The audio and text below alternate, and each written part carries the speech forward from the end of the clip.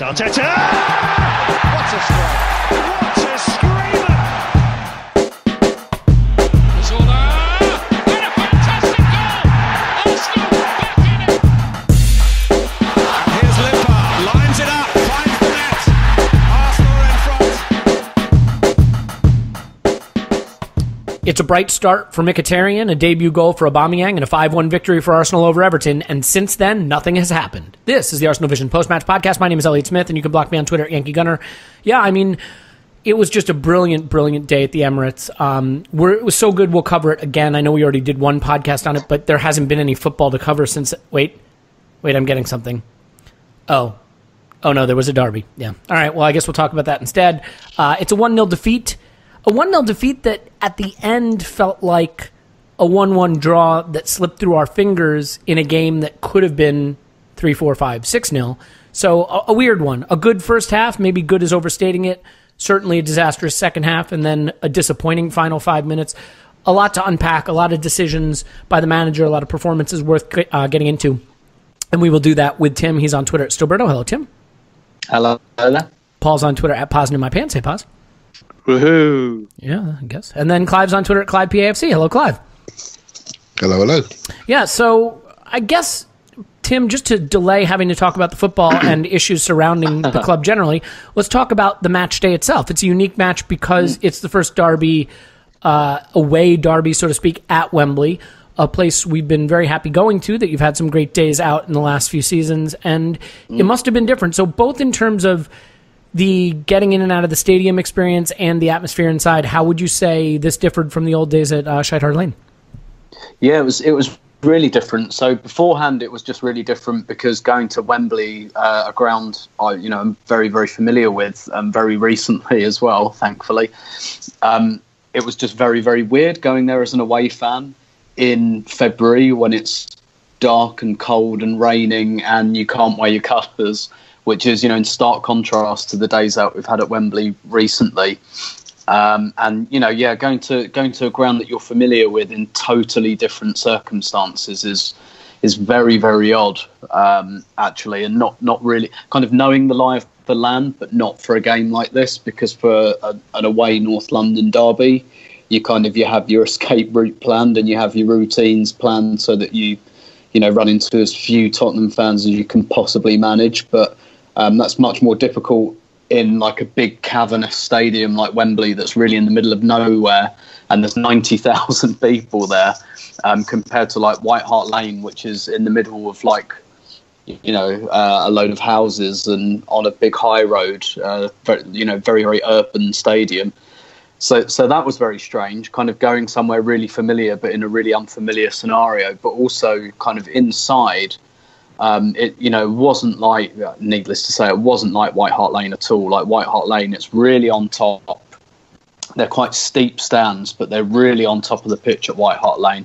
All the corners are closed, so everything stays in, and it can be quite intimidating. Wembley wasn't like that at all.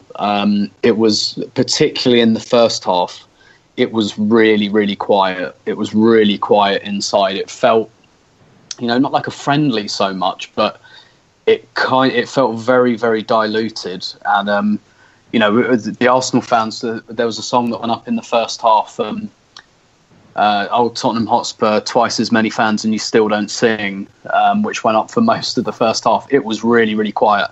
Obviously, in the second half, when they kicked it up a notch, it got a bit noisier and a bit more tense, but it was one of the quieter, like, North London derbies I've been to. It was very, very surreal, and I've never sat in the lower tier at the new Wembley either. I've always gone upstairs, so this was the first time since Wembley was renovated I've been downstairs. I didn't really like the view that much, but that's by the by. But yeah, all in all, it was quite surreal. Getting out was really, really easy, because when you come out at Tottenham, you've got basically an alleyway where the away fans come out, and it's very easy for Tottenham fans to come and corner you and kind of pen you in and throw bottles at you and stuff. Wembley's different because everything is, it's in the middle of nowhere. All the kind of walkways are really, really wide, and Plus, it was pouring down with rain, so everyone was moving pretty quickly. And I have to be 100% honest, when Lacazette missed that chance, that's when I left. So I left probably about a minute before the end, which might have made things easier. But generally, quite a surreal experience for a North London derby, really. Yeah, I mean, you've written at length about the derby, and I believe you wrote an article a couple seasons back, or maybe one season back, talking about how, as you've gotten older, it's a fixture you've actually started to hate, and that sort of febrile atmosphere outside the ground and the sense of danger and doom and physical anxiety no longer really appeals to you. Not that sounds like something that would ever appeal to you, but in the absence of it this time, did you find yourself missing it, or were you happy for the change?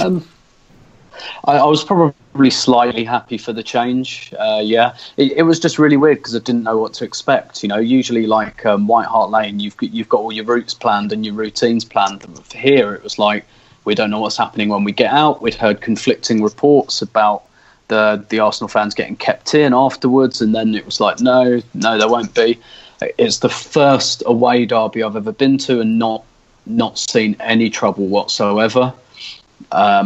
So I mean that I think that says quite a bit for it. But I think I probably preferred this slightly, just particularly because we lost and it didn't feel like, I think the attendance was 83,000, so there were 80,000 Spurs fans there. It didn't feel like 80,000 hardcore dyed in the wall Spurs fans. There were probably about good 40,000 who were.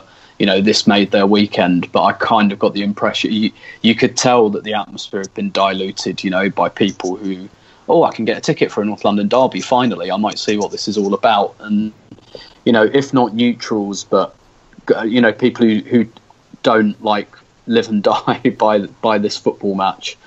And, I found it slightly welcome, actually, just in terms of it made getting out both safer, and I didn't feel like I had that impending, when you lose at White Hart Lane, is every single person is on their seats, every single person is looking at the away end and gesturing, and so you feel everyone's eyes on you when you're walking out. I didn't feel like that this time, to be honest. Well, I guess that's good. Look, we made it 7 minutes. I did the best I could.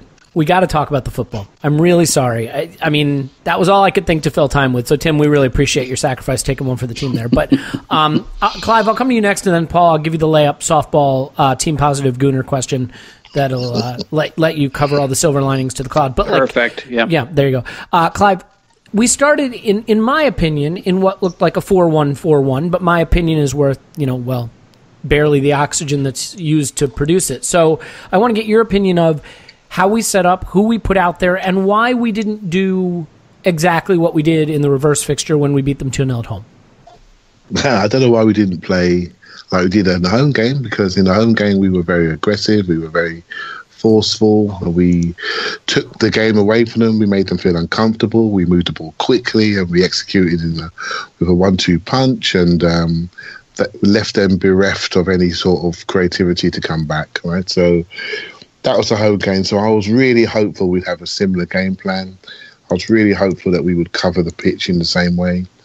And I just thought we would try to play in areas where they don't like to play.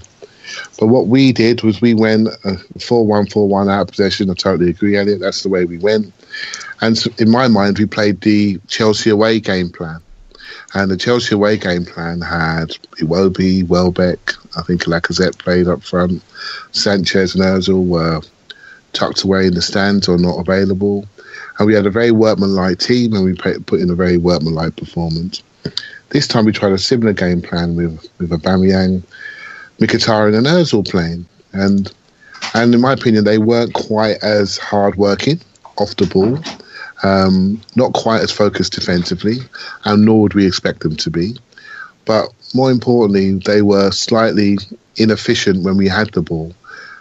We spoke earlier about the opportunities that we had on the break that were really, really important opportunities. And I think Wenger was hopeful that Spurs would make a mistake and that we would have the quality above and beyond Iwobi and Welbeck to really execute. And we didn't. And I think it was really important for us to score first. And obviously we had the Aubameyang offside goal where his nose is offside, and that was the end of that. But basically, I was really disappointed about the inefficiency we had on the break. and we were in the game, but we weren't controlling the game, but they weren't controlling us. And it did feel like, I didn't go to the game, but it did feel like the Spurs crowd were quiet. They were nervous. They were wondering what Arsenal would show up.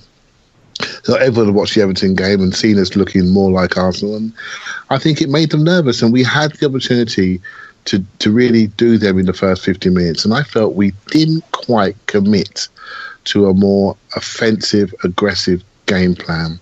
We tried the Chelsea way game plan with players that really are suited to be more aggressive offensively rather than sitting in a low block 4-1-4-1 defensively. And that was a shame. And I think we had a plan for 0-0, but I don't think we had a plan for 1-0 down, which I'm sure we'll get onto later on.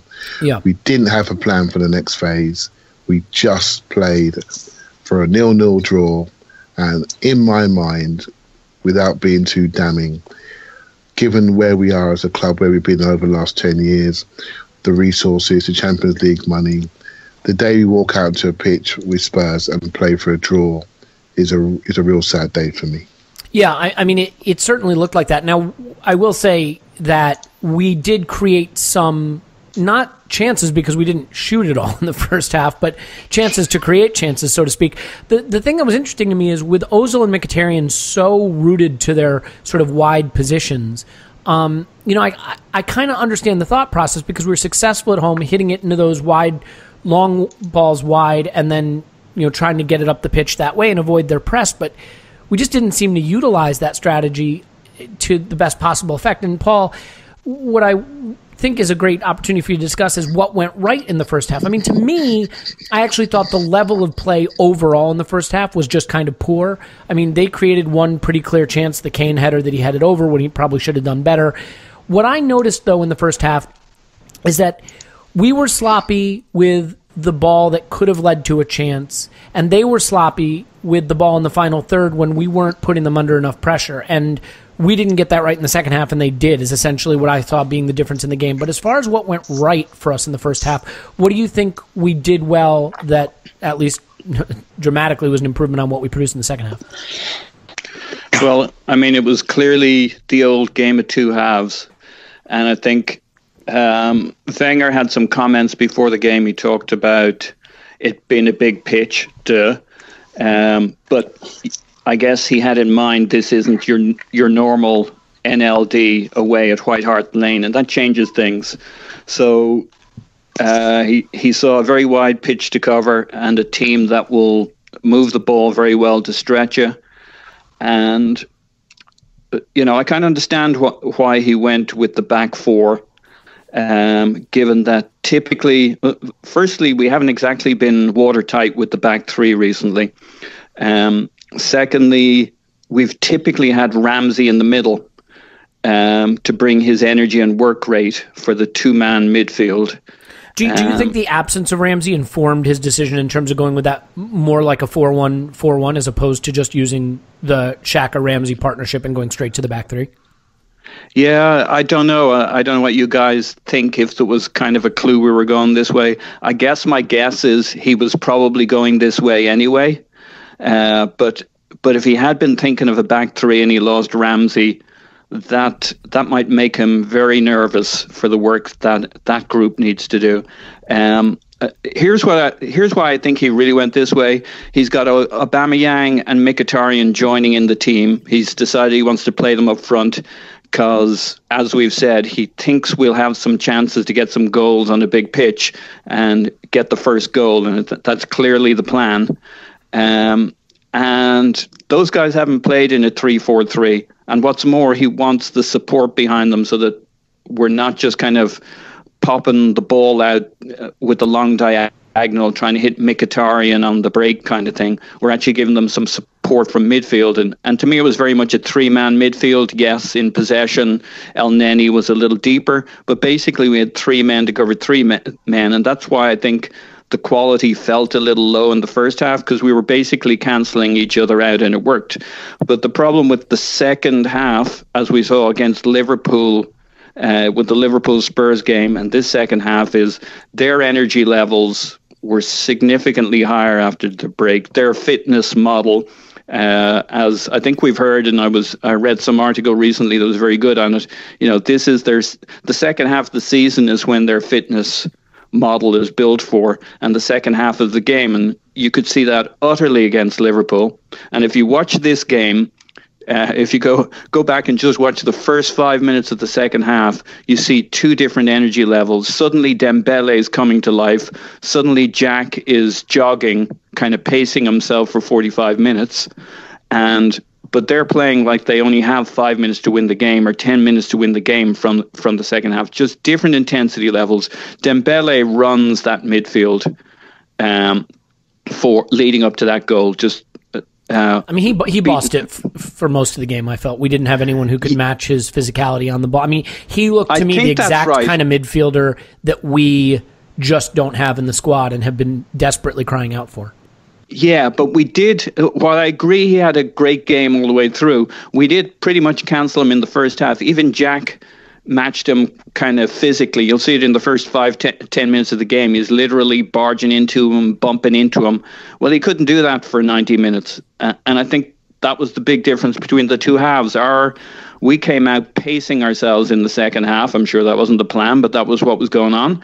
And they come out full bore, full batteries, and they blew us away for 10 minutes. And then, of course, they kind of settle a little bit. Maybe their batteries go down a little bit. Maybe they begin to settle into just controlling the game. But I think it's ultimately a game of two. This is a classic game of two halves because the start of the two halves were so different. But on the other hand, the manager's tactic of getting the first goal and providing an attacking platform for the front three, you could see that not only did we have some chances that could have been killer had we strung the balls together, had we not scored, we would have got corners. We would have had play in their final third. The balance of that game changes in the first half if we can only hold on to the ball and string a counter together and get up the other end. And I think you could have had a parallel universe where that was a pretty reasonable game plan. We got the first goal, and the second half we could manage our energy levels. But I don't think we were ever... I think it's naive to think that if this went the full 90 minutes mano a mano, that we were going to match them for physicality levels, given some of our issues, Aubameyang, Mkhitaryan, Jack, etc., in terms of fitness, Koscielny. They're just not at the physical level that Spurs are, for good or bad. Yeah, and I mean, by the way, that Swansea second half was equally craptastic. You just wonder if there is a problem physically right now and where that comes from. And I certainly think that's where you miss the engine of someone like a Ramsey, obviously. But, Paul, just really quickly before we come back to you, Tim, as far as it being a close run thing, I mean, look, it was 3 to 0.6 on XG, depending on what model you look at. And so, I mean, that gives you some sense of where the balance of the scoring opportunities came from. But in the first half, there were two key moments. One, maybe more than two, but two that stand out for me. One is the through ball opportunity, the counterattack opportunity where Mkhitaryan and Aubameyang are 2-on-1 running into the Spurs half, and Ozil kind of splits the difference and plays it to the defender who's standing between them. If he finds any of the space in behind them, you've got Mkhitaryan and Aubameyang running in on goal, and you certainly like the chance for that to be converted. But the really, really big one, of course, is the marginal offsides call on Aubameyang when Wilshere plays just a sensational ball to find Aubameyang playing off the shoulder of the last defender, the exact kind of run and ball that you need to take advantage of Aubameyang's movement and his speed, and you trust his finishing there, at least you think, to probably put that away. Now, I mean, I don't want to debate whether it's offside or not. I think it probably isn't. We didn't get the call, so it doesn't really matter, but I think there's an interesting point here. In 7 a.m. Kickoff, who writes the By the Numbers section for Arsblog, pointed something out that I think is really interesting.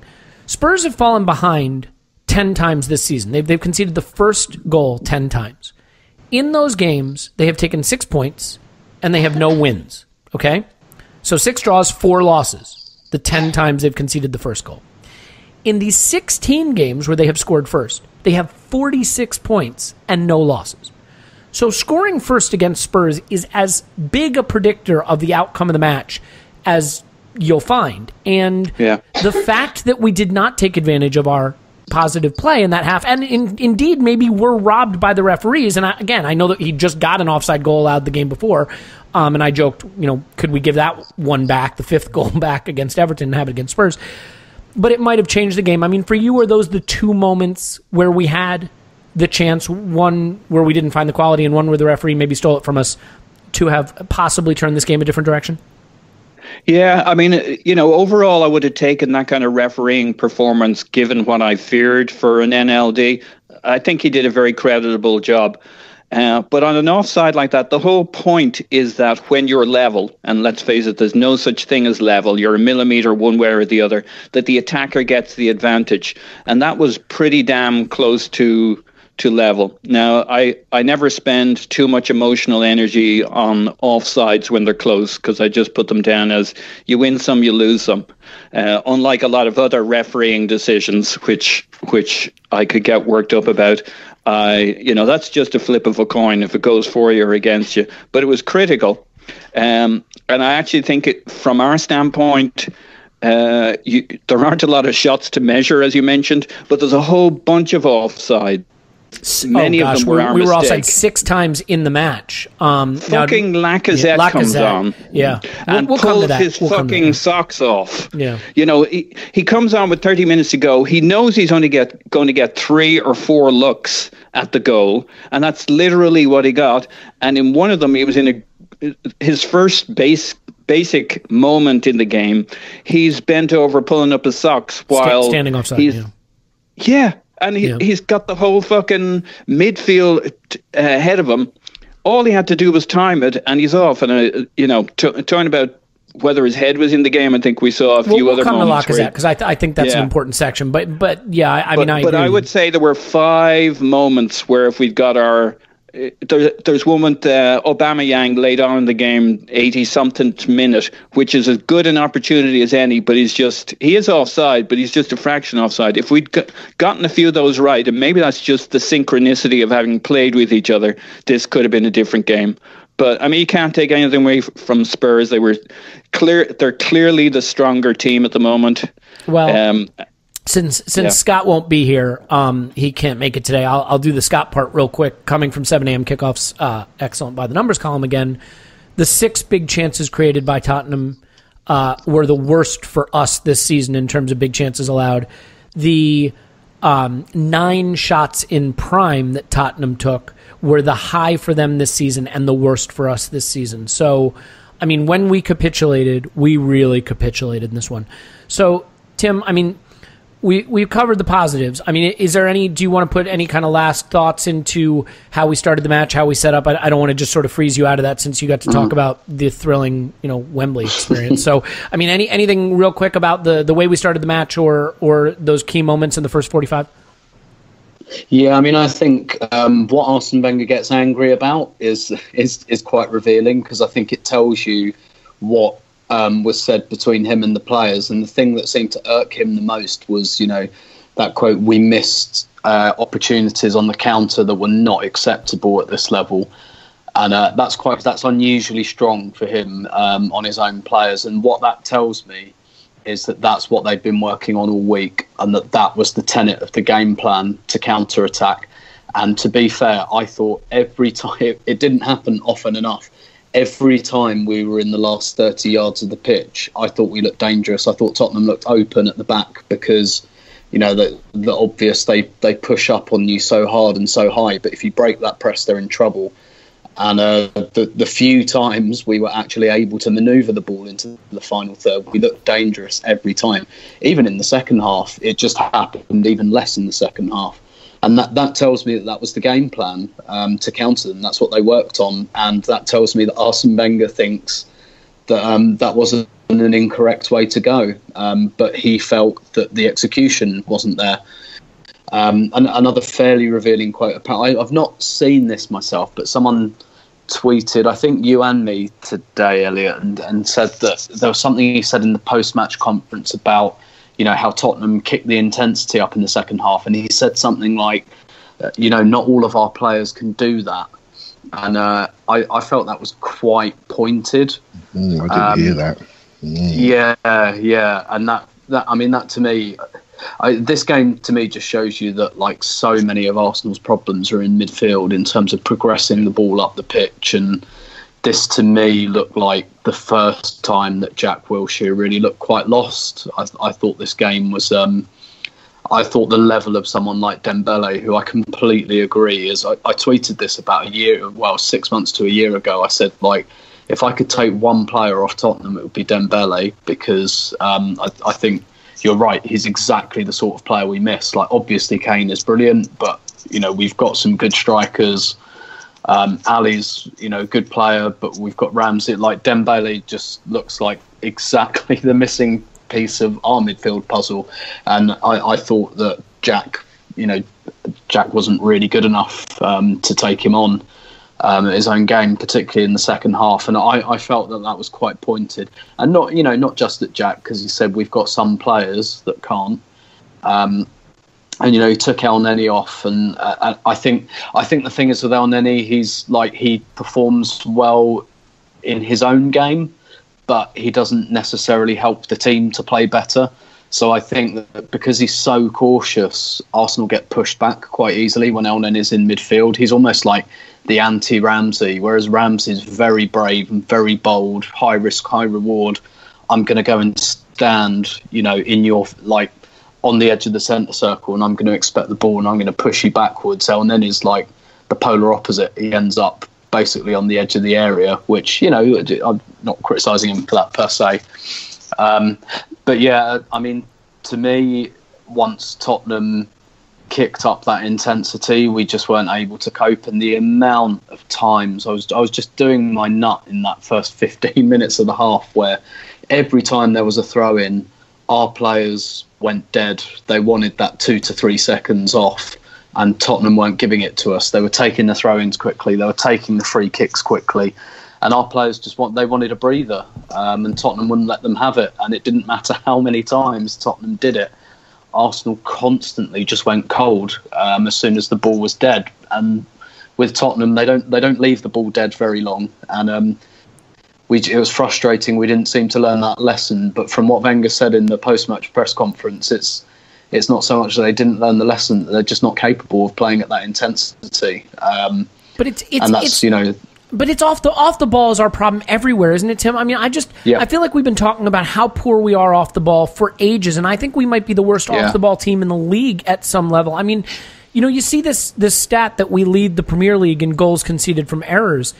Errors don't necessarily mean you have to concede a goal if you're switched on, right? I mean, the goal that Xhaka gifts to what's his ridiculous Klukas, right?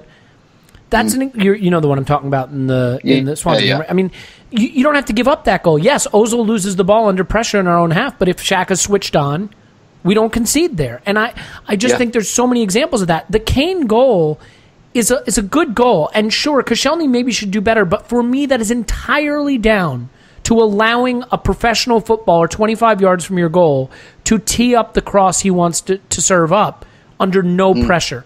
I mean, it's like a free kick without a wall. You cannot allow that. And I actually think in the first half, we didn't put enough pressure on them in our defensive third when they had the ball. We dropped off too much, but they just didn't pick the ball up. And there's the cross they banged into Harry Kane like minutes after his goal that could have been another goal, and it was from the right wing. It was basically the same play. They headed straight at Cech, And I mean, so, and there were a lot of those. And so, and I've totally cut you off on this restart point, but I think it goes beyond just restarts. I think it's off the ball, period, right? Just that.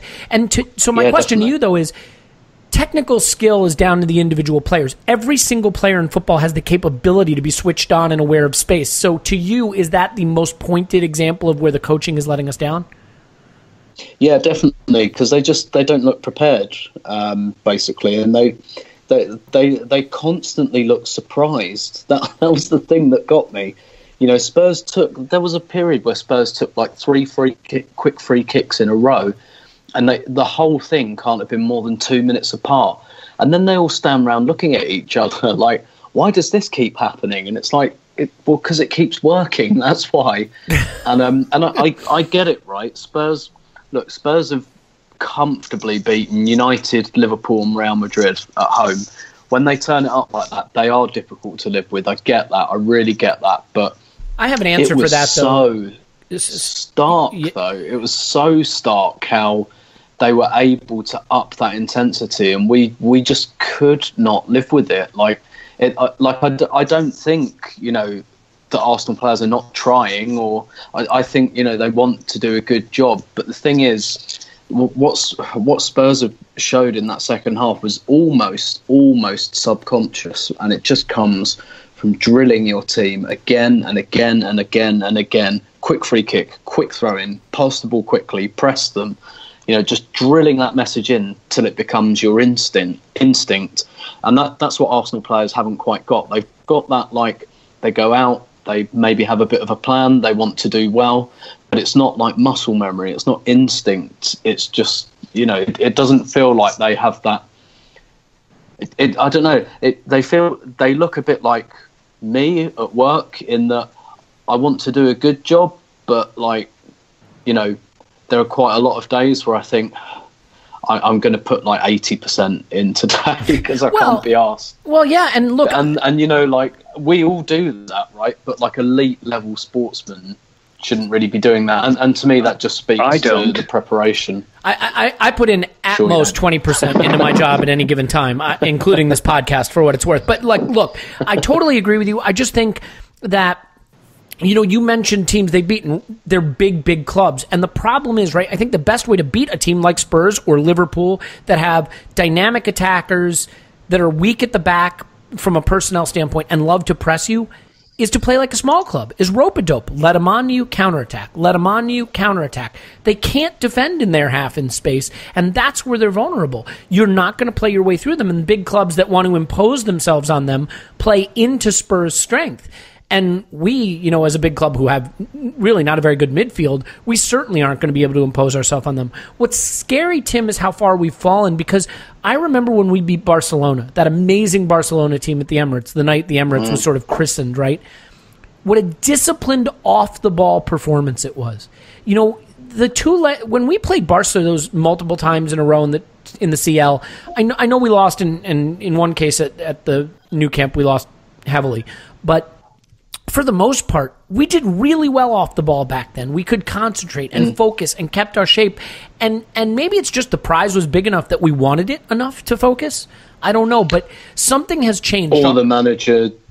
Or the manager absolutely knew that he could not get away with not doing it against Barca. Maybe that's it. So they did give it the proper focus. Yeah, where to be, how to cut off passing lanes, how to stay compact, where the danger areas were, how to keep yourself from getting hurt. And that message was not here because we gave them chance to deliver balls into the box under very little pressure. We tried to play in spaces we shouldn't be trying to play. And that's just basic preparation. Now, I'll bring it over to you, Clive, with a midfield question, but I do want to come to Jack's defense, and I think this speaks to really why the game changed a lot. Yep, me too. Wilshere led us in tackles, attempted, tackles failed, the times he was fouled, the dribbles he attempted, the successful dribbles, and he had the pass of the game to Aubameyang that very easily could have been a 1-0 lead. I thought he disappeared in the second half largely. His just physical level dropped, and that became a big problem for us. Clive, it's tough. I mean, Granit Xhaka completed 94% of his passes. Jack Wilshere had those dribbles and those tackles, and you look around, and El Neni was fairly tidy in the mid 80s pass completion, and yet it seemed so obvious watching the game that central midfield is where we were lacking and where we could not compete. So for you, how do you verbalize or explain exactly what was missing from our central midfield and why it's such a liability? I think sometimes when you watch a game, we all watch our team and we love our team, and we look at individuals and we absorb ourselves as individuals and we look at how they perform. But sometimes you need to watch the other team, and I do this a lot, and what the other team are doing. And Tim's absolutely right. This started from many years ago. All teams do to beat us now is that they speed up. They speed up what they're doing. They up the intensity, and they know that we can't keep up. So that tells you what we lack. Right? So forget the names. We're all adults here. We're smart football watchers. right? El Nenny's a tidy. Speak for your damn self. El Nenny's a tidy footballer, right? He works very hard. He's very metronomic. He's one-paced, and he always passes to the nearest shirt. What does that do? That attracts attention. That attracts the press, because everyone can read his next movement. Not good for Spurs that love switch on off the ball and love pressing the mistake, right? So Nenny actually statistically did quite well. Did he convince you? No way. No, of course not. Right? Jack Wilshere, right? So a little bit of defence for Jack, right? And what I like about him is that he looks at the game from a team perspective. He could see that Dembele was the man. The fact he's only 3'2", he put himself next to him. He tried to compete with him. Dembele's got a lovely sway. He sways laterally and he runs the ball into wide areas and he passes the ball. But basically what he does is he dominates by a little shimmy. He's got the El Cazorla shimmy. He moves off the spot. Shimmy's both made. And he drives and he pops it. When he was younger, he would drive 15, 20 yards. So, but who went to go and face him up? Was it Xhaka or was it Jack? It was Jack. So what your eyes are telling you, he got rumbled. Well, Jack got rumbled because he can't physically cope with Dembele. What was Xhaka doing? He's a 6-footer in our team. He's the one that should have connected himself to Dembele. Dyer was a dead body doing nothing, just standing still waiting for someone to kick. So you had nothing else to do but try to get in there and help Jack control the midfield. Not look for save passes to stuff your stat sheet. I really was disappointed in him. And this is why I always look at players. I look at their ethic, their work ethic, their team ethic. Someone who thinks team first, I said it before, team first, teammate, then yourself. With Xhaka, I think he thinks about himself far too much for me. And I think he's a hard-working player, but rather than go and compete with their danger man, he took an easier option. And Jack, the one that's not really built for that, he said, you know what, I need to help our team here. I'm going to go and connect myself to somebody that I can barely hang on to.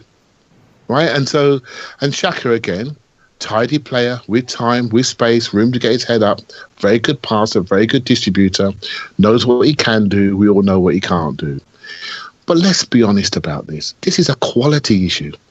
We have a set of midfielders that are out-intensed at the top level, away from home. And it's happened.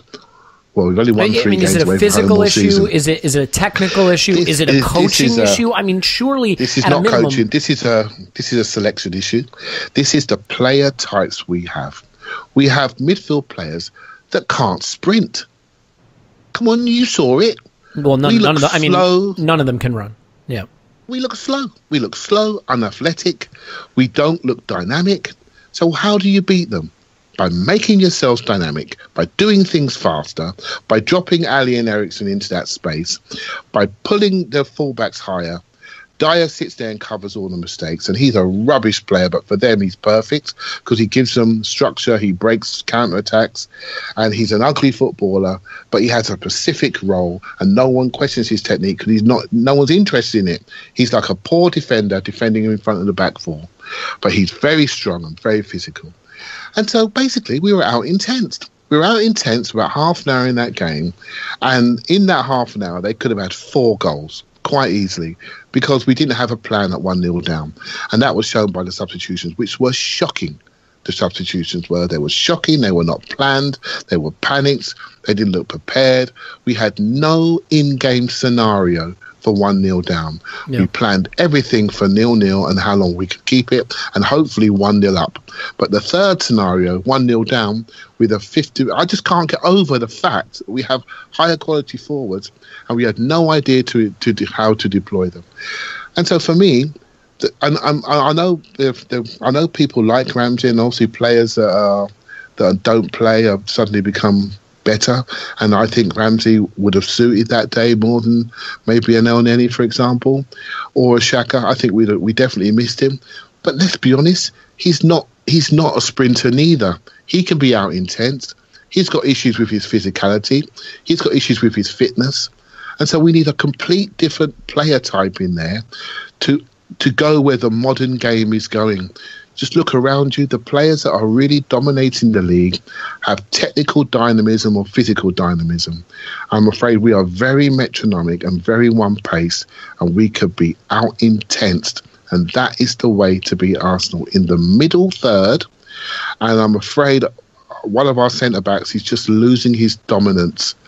And we were done, straight down the gut. The two centre-backs and the three in midfield. The three in midfield had a few fleeting moments, but we were dominating that area. Until we change that, this team will not reach the levels it should reach. Other than that, though, I mean, how do you feel it went? Just kidding. No, that covers it. And I don't disagree with a word of it. I will say that, I think where I come off a little differently about coaching and tactics. And, I think there's enough talent in the attacking part of the pitch that if you can sit back and stay compact and stay intense and switched on and play long, you can beat Spurs. I mean, look, we beat them 2-0 at the Emirates, and it wasn't a particularly tough game for us because we had a game plan, we stuck to it, and we were switched on, and I just don't know. We were aggressive. Well, we were. We were aggressive. But we imposed ourselves on them. In this game, we were meek, we were passive, and Why? we allowed them Why? to impose their game on us. And that, for me, is something you can control. I agree with you. We can control our approach to the game of football. Now, the results and things that happen in the game, we all knew we'd all be millionaires. We'd all have all the bets in our back pocket. You mean even more than we are now, right? Exactly. Right, but you can control your approach. Mm-hmm. And on the day, we didn't quite impose our game plan on them. And you know what? They were there for the taking in the first half. They were nervous about us, and we encouraged them by being so passive. Well, so let's come to the period where it really fell apart, Paul. And I guess my question to you is, what do you think went wrong where after they got the goal, it was like a snowball rolling downhill? I mean, we looked like we couldn't recover, and I thought Arsblog did his typical brilliant job covering the game in his post today, and we're recording this on Sunday, the day after, and he just talked about how once it started bleeding, the blood just started gushing, and we didn't know how to stop the wound. I mean, there does seem to be a frailty about this team when things start to go wrong for it. See also the Swansea game just a couple weeks ago. Do you have any particular insight or an attempt at insight into what you feel went wrong when the tide started to turn and they just started to create chance after chance after chance? Yeah, well, I mean, I guess I feel it was all part of one and the same. If you accept the premise that their physical levels, that they took it to a level we couldn't match, and I think we've all kind of bought into that over the last few minutes talking about it, they had no reason to back off. Conversely, we started pushing forward without really having earned the right. It's not like we decided we'd begun to find each other, to find the synchronicity in the team. We just pushed forward, so we got even more stretched, but we still weren't matching their physical level. So they had 15, 20 minutes where they used that against us, and they looked even more dominant. They became... Now, as we went long, as we went more direct, we were actually beginning to get some chances, but they weren't nearly as good as their chances. I mean, they would pick the ball up on the counter and just run it down the pitch. And again, their athleticism meant they were going past our players, galloping into space. So to me, it just allowed them to stretch the gap between us and them when the game opened up. Their physicality became more to the fore. There was more space to run into. They could be more decisive on the counter than we could. And so I think it just magnified the problem. We made some changes. I think they sat back a little bit, but it also maybe energized us a little bit for a last push. And the gap narrowed, and we were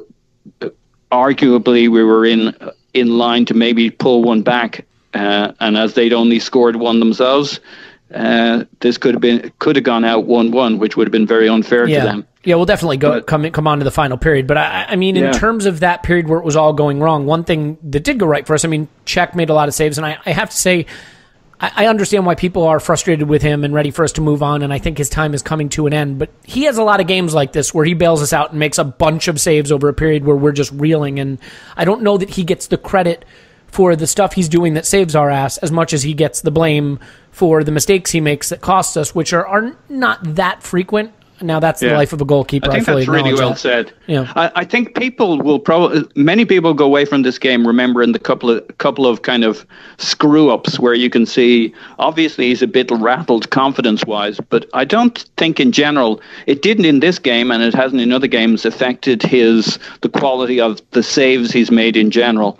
But it obviously shows it's getting to him, the whole situation. He made some big saves. Well, so let me give you one more positive to discuss, because we're all trying to stay on #brand here. So I think in a match that went this poorly for large stretches of it, and the result was poor, it's easy to pile on everyone. One player who nobody likes because he's into fashion and won't cut his hair is Hector Bellerin, but he was our best player on the day, I thought. How impressed were you with his ability to produce a great performance when surrounded by players who weren't necessarily matching his level? Yeah, look, I think he did great. I think he kept Davies really quiet. He had some really good play against Son. Yeah, I mean, Son tried to take him on one-on-one, and he made a number of crucial blocks on attempted crosses and attempts to get by him early in the game.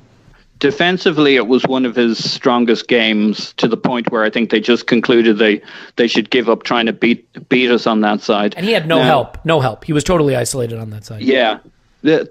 But you do see a little bit in his game. I mean, everybody struggled to play the ball out, and that was the one part of his game that frustrated me a little bit, but he was no different than anybody else. Just stringing a few passes to get us into midfield and up the pitch for every player seemed to be a problem, but I guess it all hits at the same time. So that was a frustration. I did, the one other positive, he didn't get much of a look in, but Aubameyang absolutely looks the part.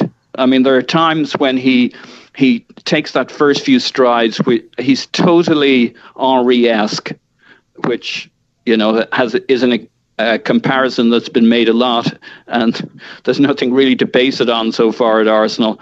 But there are times, those offsides, you want to cry, because, I mean, he is putting distance between him and his man, and if he gets ahead of the guy, A, he's not going to get reeled in. B, you feel he's going to finish with a classic Henry finish into that kind of the curling far corner if he's just given half a chance. And that, that's our second biggest crime, that we didn't get that guy off 3-4 times in that game, because he would, you give him 3 chances, he'd have scored 1 or 2. Yeah, well, and there's a part of a reason we didn't get him more chances is because we moved him out to the wing. And Tim, I want to come on to the changes. I think that this is where, I have a more, let's say, irritable Twitter personality. Would it be rash, explosive, irritable, cynical? Confrontational. Blockable? How about that?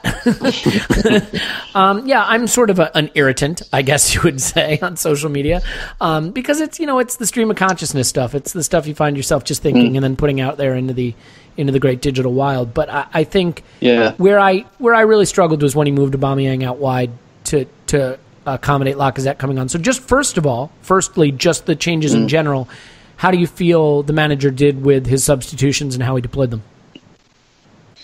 Not that great, to be honest. Fair enough. So on one hand, like, we were very, very nearly, we're within a hair's breadth of Iwobi setting up Lacazette for a last-minute equaliser. And would have all been saying what an inspired pair of changes that was. I was actually surprised when I thought we'd go 3 at the back, and when I saw it was 4. If you'd have told me we were going to go 4 at the back and not start Iwobi, I would have been quite surprised, just in terms of trying to get a little bit of control in possession, particularly in the middle of the pitch. Although Iwobi didn't really do that when he came on, because he was giving the ball away because he just couldn't quite cope with the press. But that said, he did create that chance for Lacazette. He did the opposite of what you expect from him. I thought he was really poor on the ball and didn't give us any solidity, but then he had the final ball. Yeah, exactly. That's like the opposite of what he's actually been doing all season. And so I do kind of... So basically, when Lacazette came on, and before he missed one, half chance maybe, and one quite gilt-edged chance, I wasn't massively, put out by putting Aubameyang on the wing, just because I actually thought Aubameyang looked quite dangerous when he got on the ball out there.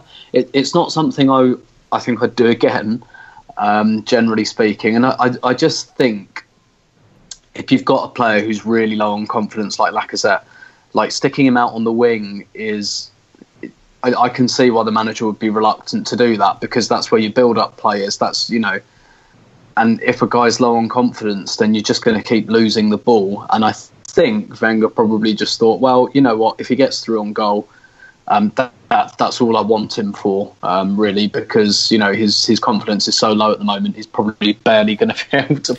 Yeah, but why not two up front? Football, I mean, even 1 point probably isn't good enough there, and you could lose 7-0. Yeah. It won't matter. I mean, why not just go two up front at that point? Yeah, I agree. I think that was more the mistake, to be honest, at that point. So I do think Aubameyang looked quite dangerous when he got on the ball on the left, though. But also, I kind of tend to think that's just because there was space in behind that Tottenham defence. There really was. I think it'd have been really interesting to have two of them running, particularly because, I mean, one of my problems with the substitutions, I didn't actually think Mkhitaryan played that badly. It was like a bit 6 out of 10. It wasn't that it wasn't a good individual performance from him, but what I do think his presence gave us was a bit of balance. And then what happened when he came off was we fell back into that bad habit of leaving Hector Bellerin, almost like airlifting him out of the stadium and like chucking him in the middle of Middlesex or something.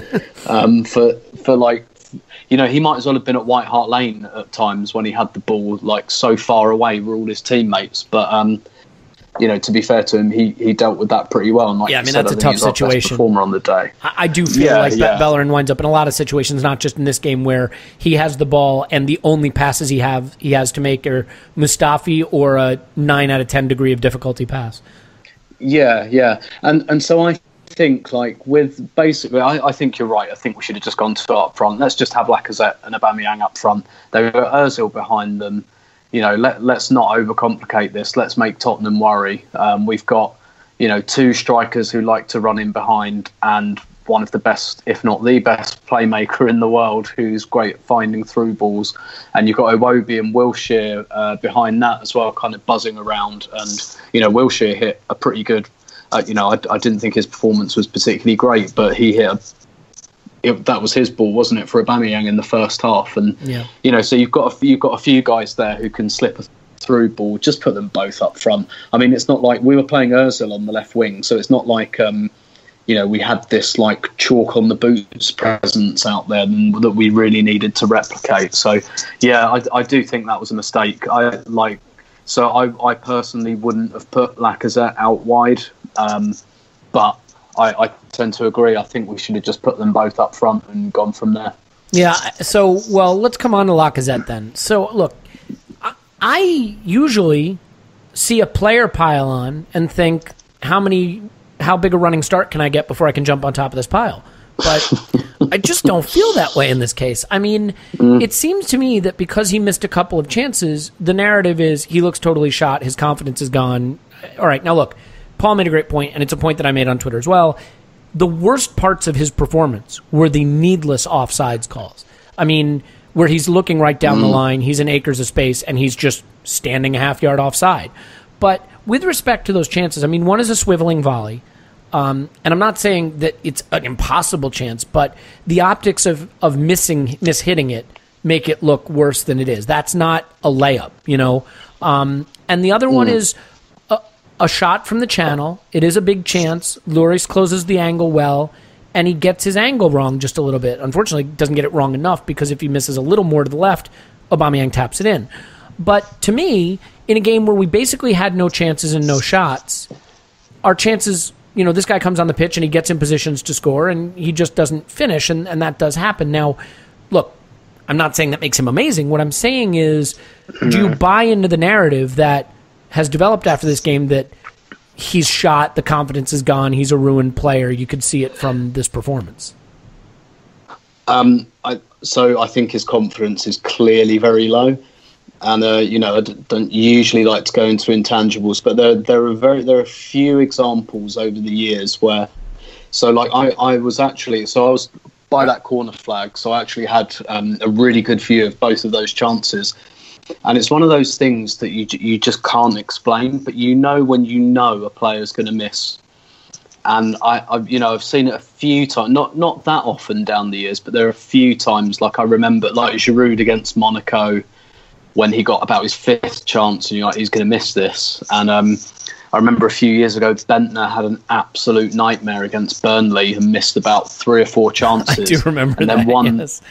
And then one dropped to him on the edge of the 6-yard box, and you can't explain it, but just in that second, and you're not just revising your opinion in hindsight, in that second he's going to miss. Like, I know he's going to miss.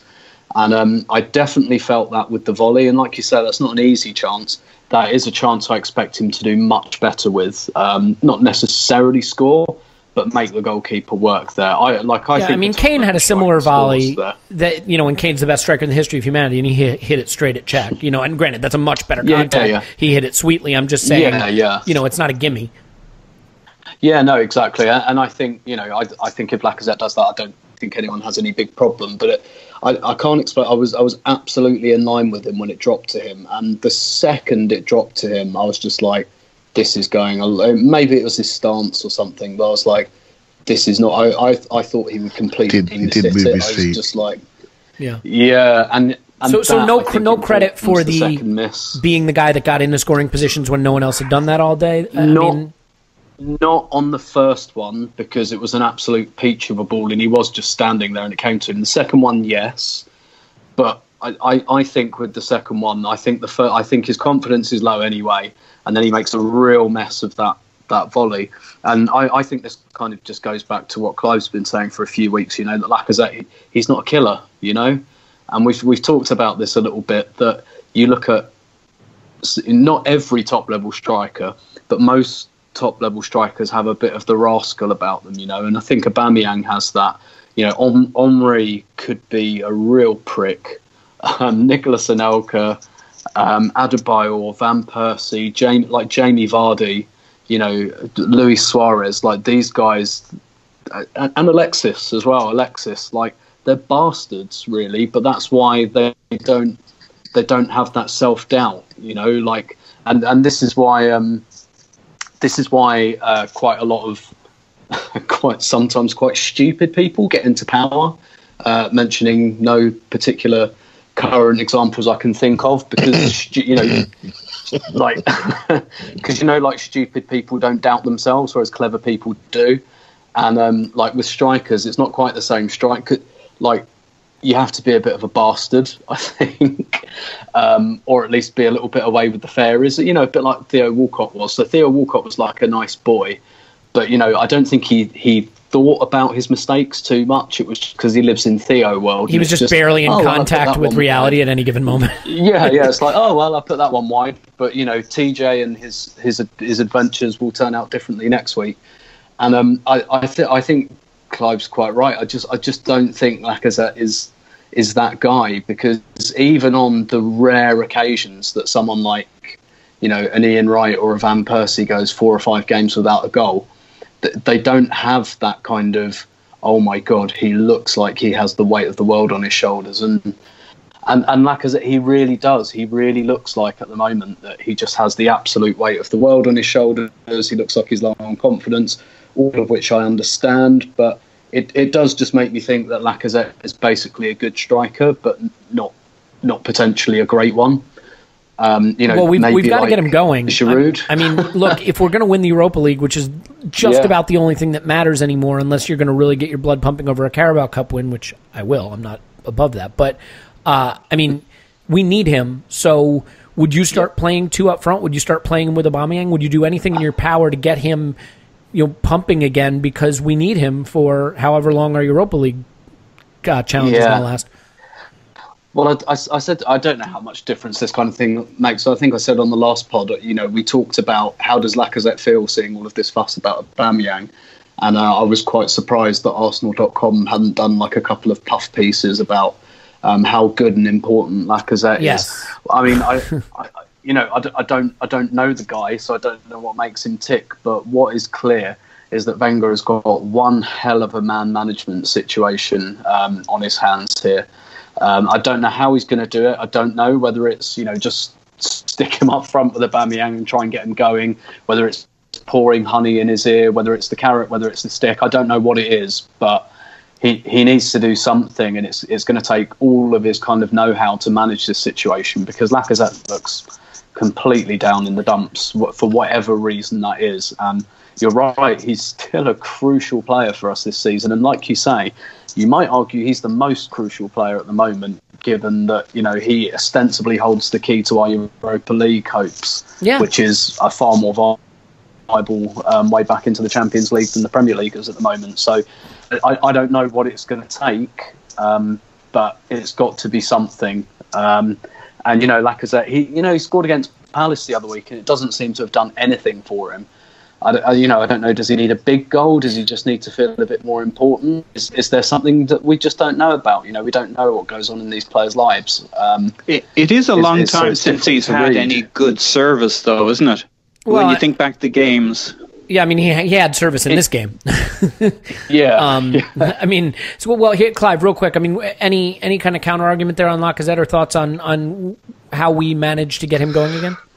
I think I've spoken about his dominance and maybe lack of physicality, and especially since the Manchester United game, he just dropped away, and I felt he hit a wall, and he didn't play against Everton as I sort of predicted, and he was rested completely. And if I sort of just look for crumbs of positivity, the way he moved on to that chance at the end, I have not seen him move like that for about 2 months.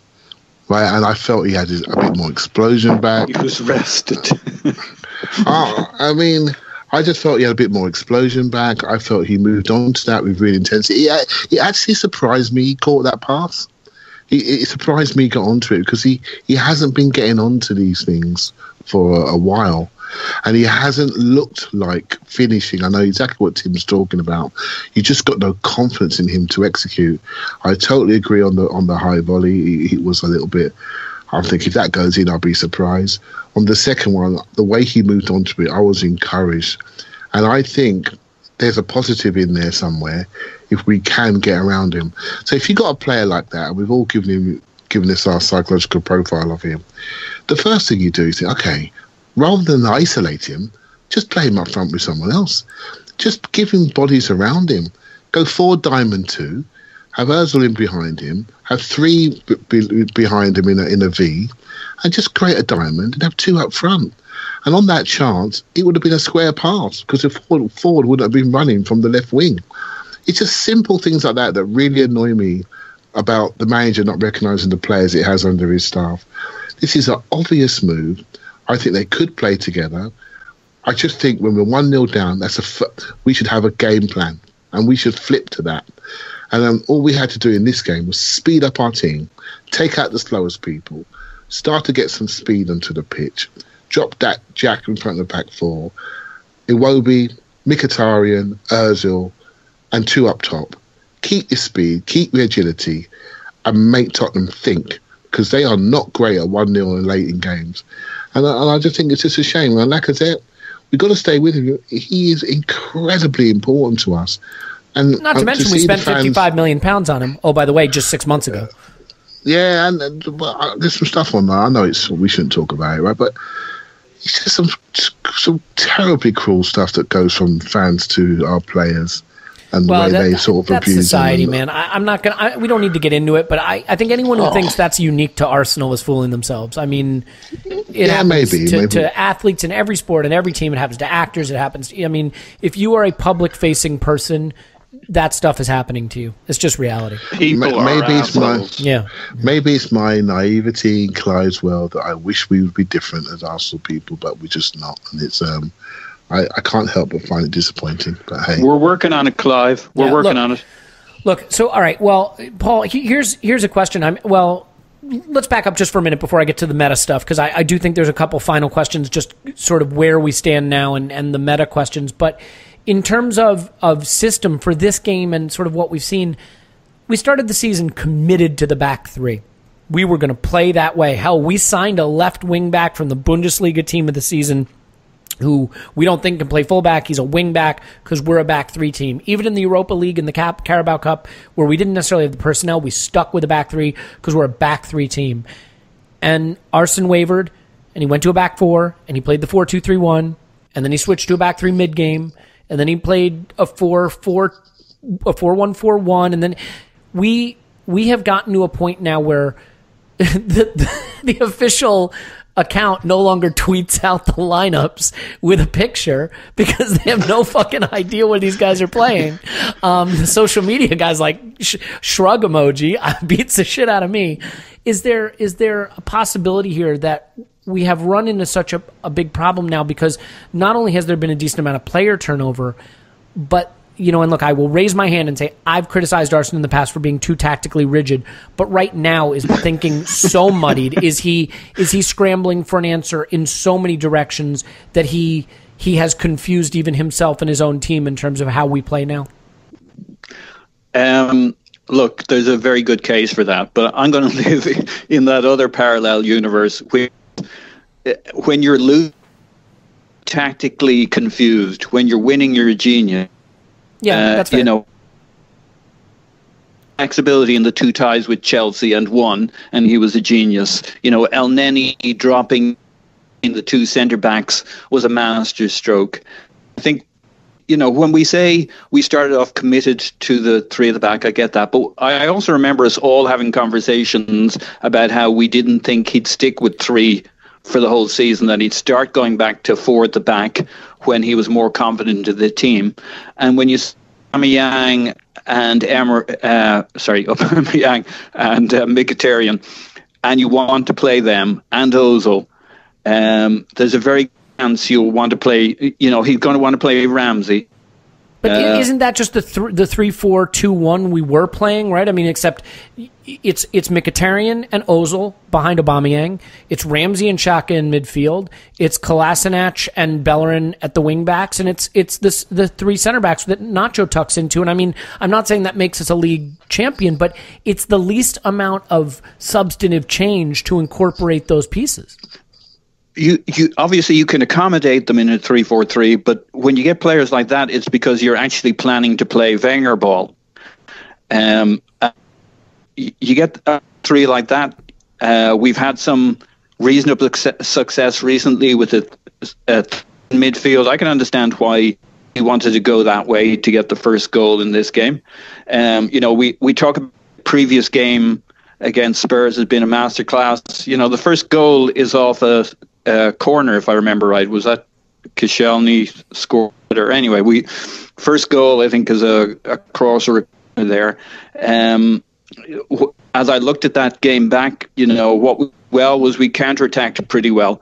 We some passes together. There's no reason that couldn't have worked here. So while I feel you, I do think it's massively coloured by did you win or did you lose.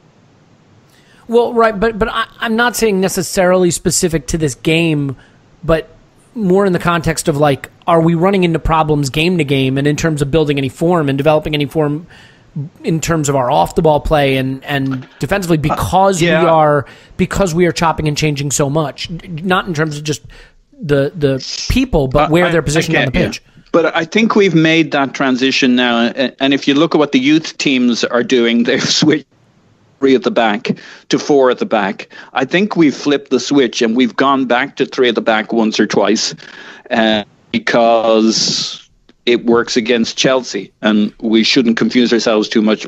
I think we're now a 4 at the back team. Yeah. The Kolasinac discussion, I get that. I don't think we bought him just as a wing back. I think that's a bit like the Xhaka. Arsene's still trying to work out what he had halfway through the season. He's like a wing fullback. He was a fullback. He played back, so I'd be eased if he really bought him, thinking he can only. Yeah, it's gone a little gremlin-y, Paul. Forever.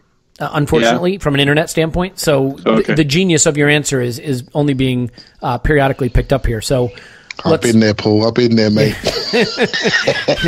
Can you do me a favor? Could you leave Clive's house and go back to yours? Do the podcast from there. No problem. Tim, I want to get to a couple of sort of now final meta issues about the season and about where we go from here, but I want to give you a quick shot at that as well, that topic, just in terms of this time last season as we started to hit our low ebb, which I think culminated in the loss to Palace, the 3-0 loss to Palace, if I remember correctly, right before we started the back three. It felt like Arsene was searching for the answers, and I think you said on this podcast and in writing that he just no longer looked like he had the answer, and the back three was sort of the last thing he tried. Do you feel a similar thing happening now in terms of the number of different tactical approaches we've tried, and do you think it's hurting more than helping? Yeah, definitely, because we're just doing like something very different in every game, and on one, as you kind of already alluded to, in one aspect that's maybe a little bit enthusing compared to when we just always used to do the same thing. But now, I don't know, it doesn't look like tactical flexibility to me. It just looks like thrashing around for a bit of an answer. That said, we obviously had a plan for this game, because 4-1-4-1 is not a shape we've used too often this season. So he obviously developed some kind of game plan for this match, for better or for worse. And like I said earlier, the fact that he was so annoyed by the final ball on the counter-attack suggested that that's really what he wanted to do, and that he had a very specific plan for this game. But the problem is, I don't know if it's because the players are confused, or because they don't really believe in what they're being told, or the instructions aren't clear. I don't really know, but it just doesn't really look convincing, and particularly away from home. It's not just this season. Our away record's been pretty bad for over a year now. Can I give the statistics? The last 26, thanks to Orbinho for tweeting this out, last 26 Premier League away games. 26. Won 7, drawn 5, lost 14, scored 35, conceded 45 in 26 games, and we have 26 out of a possible 78 points. Yeah. Wow. Shall I give you another statistic? Go for it. Tim has been to every one of those. Fuck me. It's depressing when you put it that way. All right, Tim, fire away. Keep going. True, but I was also all 49 games in the unbeaten run, so, karma, maybe reverse karma there. Still dining out on that? Absolutely, and I'll continue to do so. But yeah, like with the away form in particular, it just doesn't look like, it doesn't look like he hasn't found an answer. And it just looks to me like he's kind of grabbing at things, and just really hoping that something will work. And on the face of it, losing 1-0 away at Tottenham is not, this doesn't show you, all of the problems, because most teams lose away at Tottenham now. Unfortunately, they're a really good team, and albeit 1-0 flattered us on the day, but they steamrolled United, they steamrolled Liverpool, they steamrolled Real Madrid at home as well. So, this doesn't tell you, like, this isn't like the problem with us away from home. The problem with us away from home is West Brom and Southampton and Watford and Bournemouth and Swansea and those games. Most of them in which we've taken the lead in, which is even more bizarre. It just looks like basically our away form baffles everybody, Arsene Wenger included, and he's tried different formations, different players, different combinations, and none of it's working. And it's quite amazing that he's not paying with his job, but here we are. Yeah, when you read out the away form and you consider that we've conceded 46 goals in 26 away matches, and we're minus 10 goal difference, and we've 26 points or whatever it is, as I butcher that statistic. It's really hard to think of any manager who would keep their job under those circumstances. That's not big club performance. That is relegation form. It really genuinely is. I don't even mean that hyperbolically. But, and Tim, the thing I don't understand, we heard from Arsene in preseason even the idea that El Neni could be a center back. This isn't something that he never referenced. And so maybe he sees the 4-1-4-1 as being able to be 4-1-4-1 in possession, more of a back three out of possession, or however he sees it. Mm-hmm. But yet, if you said to me, what is the role of that central most defensive player, I would say they have to be an exceptional line-breaking passer, right? They have to be able to collect the ball and give it up the pitch. And El Neni is the most conservative passer in our team, arguably. So, why is he right for that position? Is he that good a tackler? Is he that good positionally off the ball? does that overcompensate for his exceptionally conservative passing? I would love to really dig in with Arsene and say, why do you feel that that's a fit for that position when arguably Mustafi, who was playing as his most center back in the back three, is the line-breaking passer that you need in that position? So I don't know. Even when you look at it, Tim, and say there was clearly a plan, you still have to wonder if the plan suits the personnel, which absolutely. I think is a fair ask. And I just don't know how he reconciles all of that. And Paul's typing out that Arsene did say that he would not be used in a three at the back. And Paul, while I agree with that, I think putting him as the one between the lines in a back four is roughly similar. You know what I mean? Right? Like if you're going to play 4-1-4-1. I agree with your personnel thing. I don't think he has the players he now needs. I mean, you can see his frustration with Mustafi playing out from the back. So I think around the pitch, he has a mixed bag of players.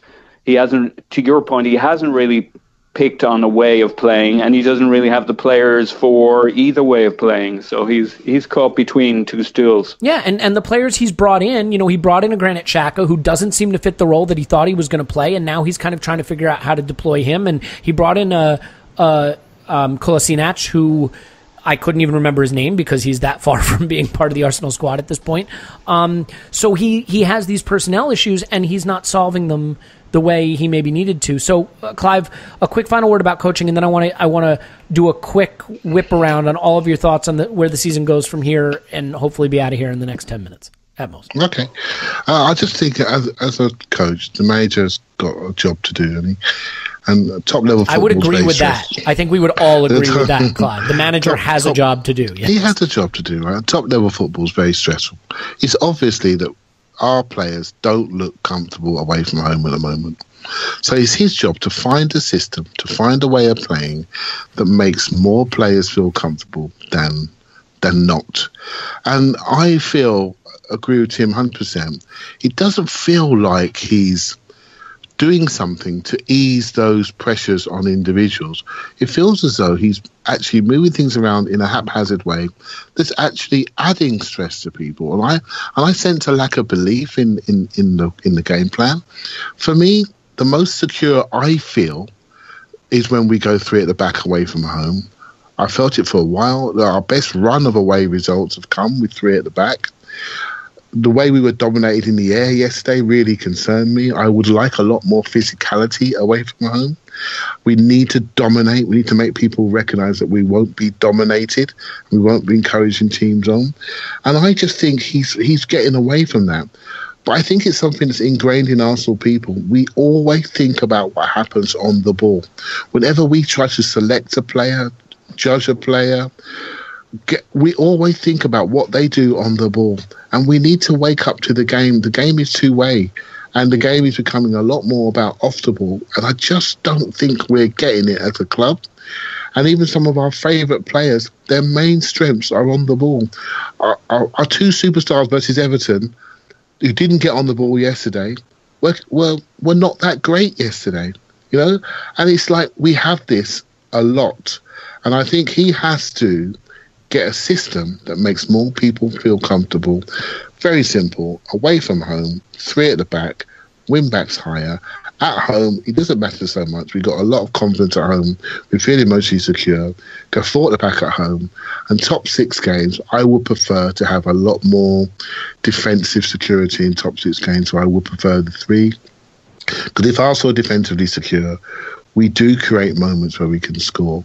But let's be honest, we are weak in both boxes. Our defensive security is weak. And I wish I had the numbers in my head about goals scored. I wonder how many goals we are behind Man City and all our top six rivals. Forget Man City, but here's the point, right? I mean, we are known as an attacking team. And so, it's like there's this narrative that we're an attacking team, so we're going to concede a bit, but we're an attacking team. Well, here's the stark reality, okay? Liverpool are an attacking team. They have the second most goals scored in the league and the fifth most conceded of the top six. Okay? That's an attacking team. That's an example of a team that has deficiencies at the back that they try to cover for by scoring goals. Arsenal have the fifth most goals scored of the top six, but the sixth most goals allowed. So we are the worst defensive team in the top six, and our supposed attacking philosophy nets us 5th out of 6. So we aren't an attacking team. We're just a mess. And that's the reality. At least in the league, we're just a mess. So, Paul, with this done and with the league, I think we have to say top 4 is gone. I mean, by the time we play another league match, we could be 11 points adrift, granted with a game in hand. How do we approach the rest of the season? I mean, it is sad if you think about it. Aubameyang comes in for 60 million euros, and I'm not saying he's a waste because he's certainly not. I mean, I'm thrilled to have him, and next season he could lead us to the title, but he's got 11 games left to play that are really of no consequence whatsoever. What is our priority in the league now? I mean, other than obviously go out and try to win every game.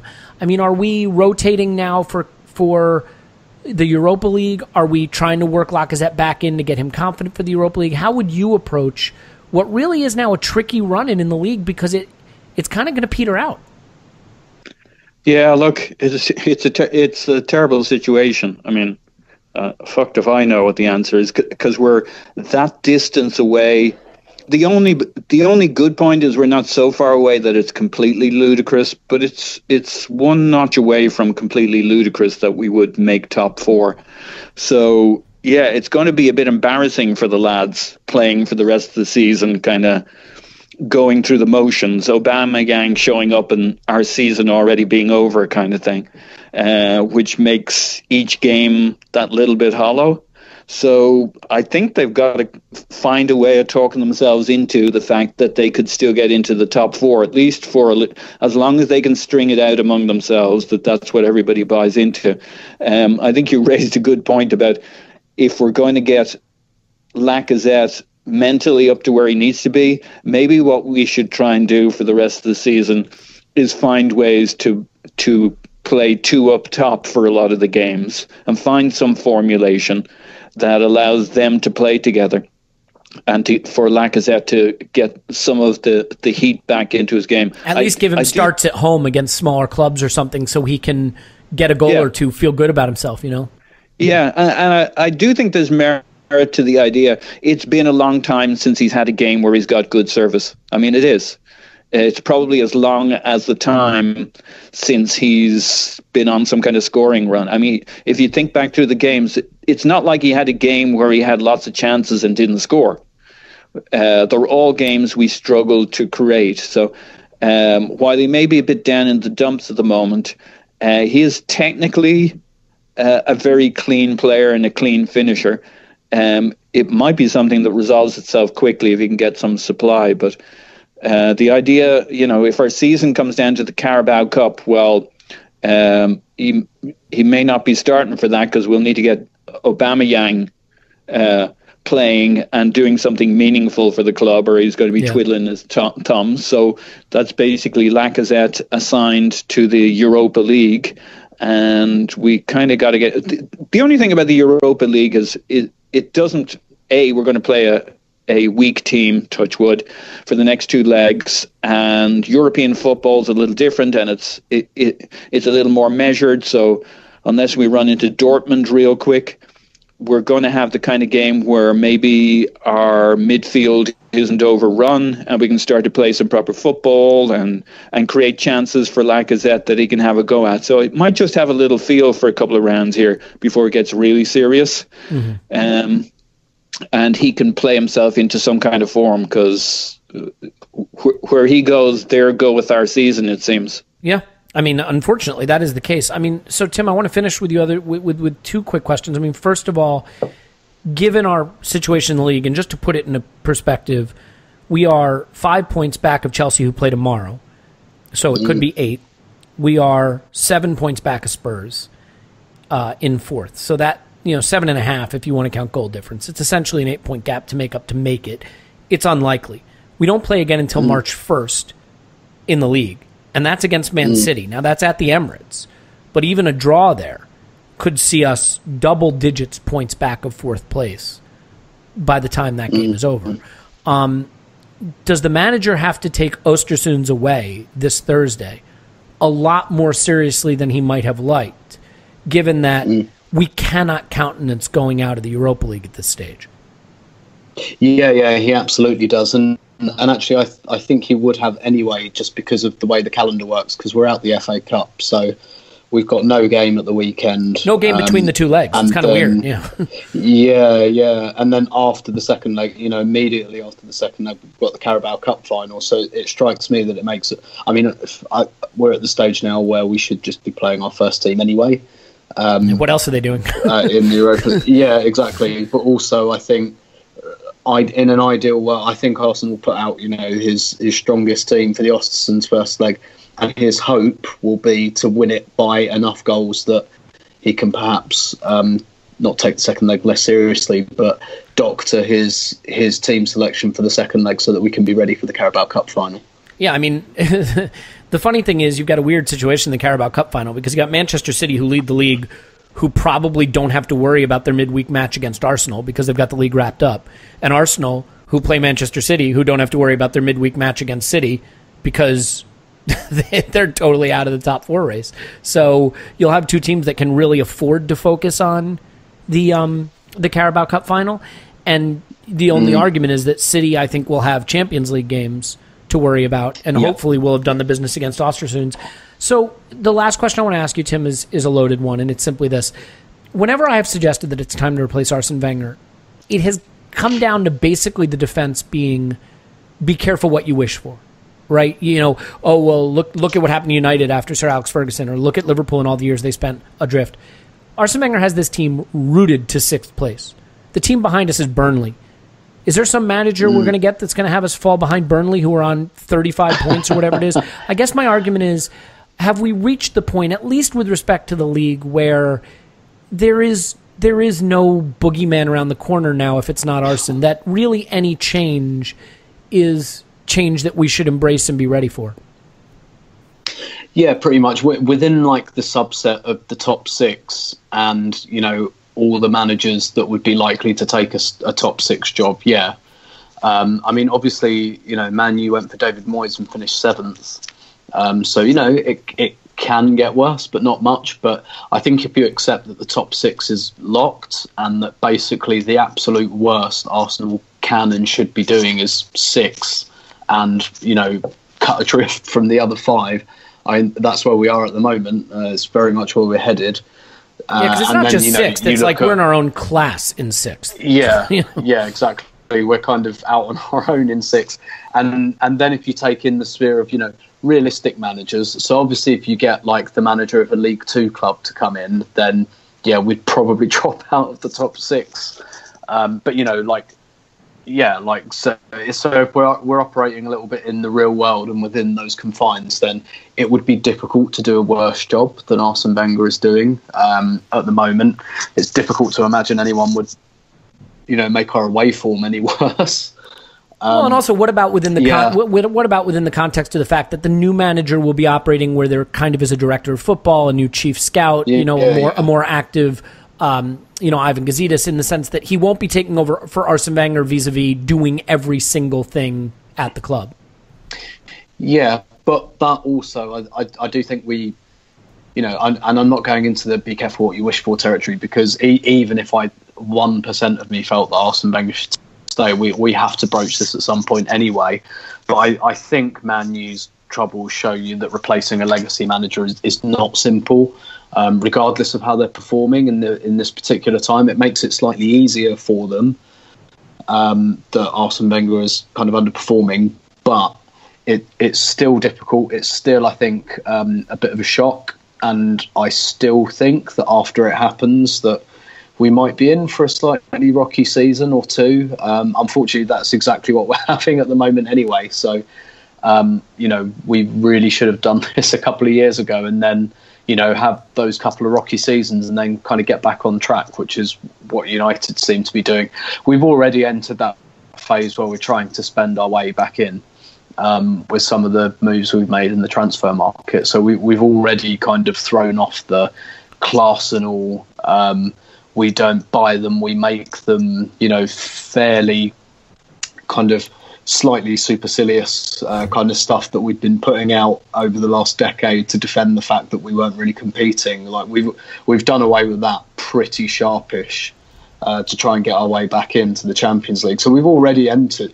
Basically, we're already in the post-Arsene funk. It's just he's still fucking here. Yeah. And I think we're going to have a bit of a post-Arsene funk for maybe 2 seasons after he goes. And so the quicker we just get ourselves through that, the better. And I wish Arsene was... I wish the club and the future of, the short to medium term future of the club mattered to Arsene as much as his addiction to this job, because he's a smart man.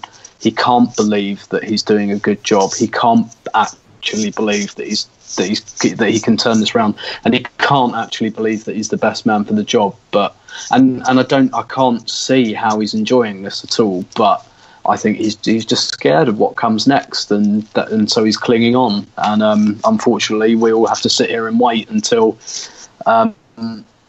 someone moves him. Because honestly, I think if we offered him another contract, he'd sign it without a doubt. Yeah. He will keep, if it's on offer, he will keep that job until his dying day.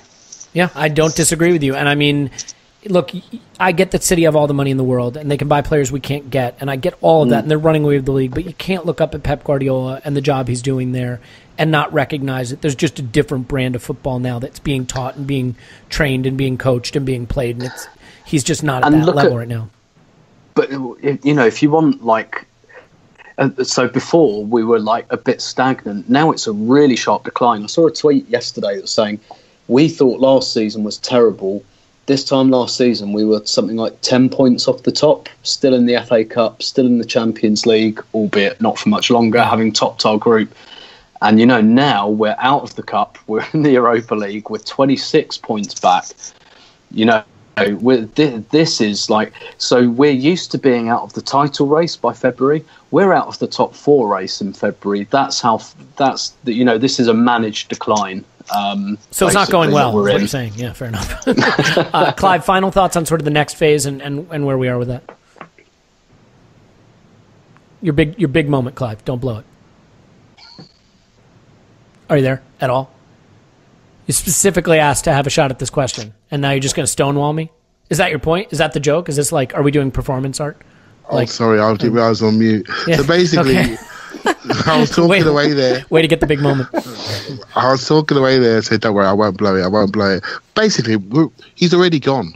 For many people, he's already gone.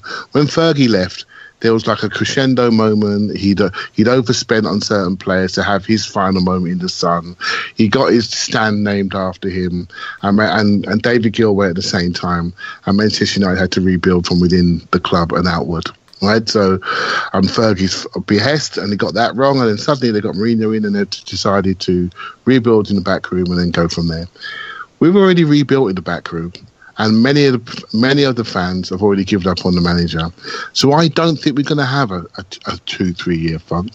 I think the club will massively go forward the moment he walks away, because many fans that have disengaged no longer go. The longer care in the same way, or quietly sit in the background, waiting for change, waiting for something to happen, waiting to get re-enthused, are sitting there quietly, just ready and waiting. And there are many agents, people in the background, waiting for Arsenal to open its doors to the rest of the league, to say they are coming back, they're ready to build again. And the moment that happens, I'm really positive. I think we're going to explode. I always say we're a sleeping giant. And I think I'm not worried about the Man United scenario, is what I'm trying to say. Yeah, no, that's a good point. I think we will react immediately, and then it's down to the bounce the ball and how green the grass is, right? And that's just football. Yeah, but I'm not concerned. I think we are good. Once we do decide to do change, I think we'll do it properly. I think we're well on the way, and just hope it happens this summer, because I think I just can't take another year of this. No, and you make a really good point, because we have a world-class recruitment and talent spotting guy in Sven, and a world-class contract negotiating director of football style guy in Raul, and we have some huge talent, some big stars to attract other stars. We've got London, we've got this great stadium. We can pay top wages, as we've proven with Ozil. We've tied we've nailed our colors to the mast with him, and if we can just get a great first team coach in, he doesn't have to do all the stuff Arsene does. He doesn't have to worry about the 300 staff he's got to pay the hourly wage to, and worry about the janitorial systems. You just got to coach the first team, and I think that is entirely possible. Plus, the guy who's replacing him will be coming off a long period of mediocrity in the league at a minimum, so we won't have the shadow of Arsene hanging over him in the same way that Fergie did, winning the title on his way out the door. I think those are all really good points. I think, look, we're going to leave it here, but the interesting thing is, between now and the next league game, we could be into the last 16, and we could have hoisted a trophy.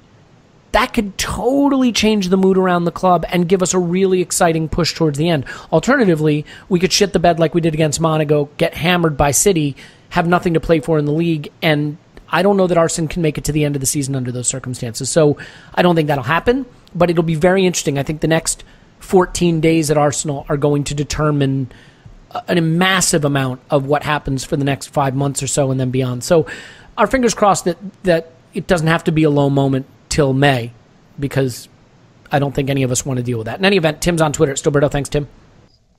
My pleasure. Yep, pleasure was mine. My friend Paul is on Twitter at Positive My Pants. Thanks, Paz. Woohoo! Clive's on Twitter at ClivePAFC. Unmute yourself to say goodbye, Clive. Thank you very much. Yep, there you go. That worked. My name is Elliot Smith. Block me on Twitter at Yankee Gunner. Hey, give us a 5-star review. I am reliably informed that does something for us. I don't know what it is, but it does the stuff that apparently we want done. In any event, please do it and write nasty things about Scott, who did not make himself available today to give us all the great statistical rundown of how we shit the bed. In any event, I can finally do my close and have a shot for it to happen. So here we go. We'll talk to you after Arsenal 10, Ostersunds 0.